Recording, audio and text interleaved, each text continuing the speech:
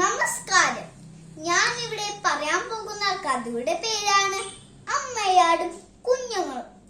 പണ്ട് ഒരിടത്ത് ഒരു അമ്മയാടുണ്ടായിരുന്നു. ആ അമ്മയാടിന് 5 കുഞ്ഞുങ്ങളുണ്ടായിരുന്നു. ഒരു ദിവസം അമ്മയാട് തീറ്റ തേടാൻ പോകുകയായിരുന്നു.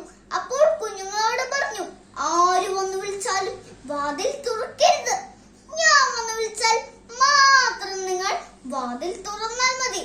അപ്പോൾ കുഞ്ഞുങ്ങൾ ചോദിച്ചു, അമ്മയാണ് വിളിക്കുന്നതെന്ന് ഞങ്ങൾ എങ്ങനെയാണ് അറിയുക? അപ്പോൾ അമ്മയുടെ മറുപടി പറഞ്ഞു, ഞാൻ വന്ന് ഈ പാട്ട് പാടാം, എന്നാൽ മാത്രം നിങ്ങൾ വാതിൽ തുറന്നാൽ മതി.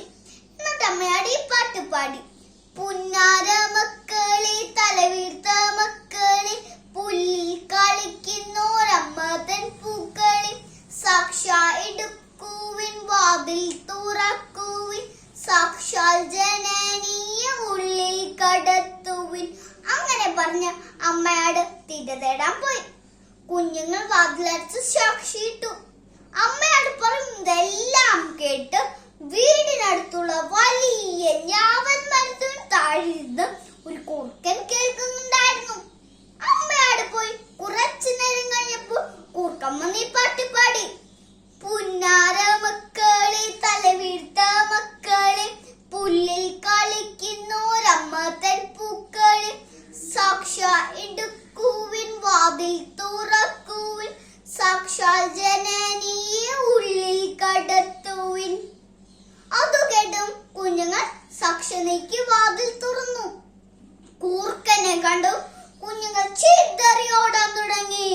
കൂർക്കൻ കുഞ്ഞുങ്ങളെല്ലാവരും പിടിച്ച് വിഴുങ്ങി ദൂരോട്ട് പോയി കളഞ്ഞു. കുറച്ചു നേരം കഴിഞ്ഞപ്പോൾ അമ്മയാട് കൈ നിറയെ പലഹാരമായി തിരിച്ചെത്തി. എന്നിട്ട് ഈ പാട്ട് പാടി. പുന്നാര മക്കളെ, തലവീർത്ത മക്കളെ, പുല്ലിൽ കളിക്കുന്നോരമ്മ തൻ പൂക്കളെ, സാക്ഷാ എടുക്കുവിൻ വാതിൽ തുറക്കുവിൻ, സാക്ഷാൽ ജനനീയ ഉള്ളിൽ കടത്തുവിൻ. പക്ഷെ വാതിൽ തുറക്കുന്നില്ല. അമ്മയാട് വാതിലിൽ മുട്ടി. വാതിൽ തുറന്നു, പക്ഷെ കുഞ്ഞുങ്ങളെ കാണുന്നില്ല. അമ്മയാട് അവിടെ കുറുക്കന്റെ കാൽപ്പാടും കണ്ടു. കാരണം ഞാവൽ മരത്തിന് താഴെ നിറയെ ചളിയാണ്. കുറുക്കൻ അതിൽ ചവിട്ടിയിട്ടാണ് അകത്തു കയറിയത്.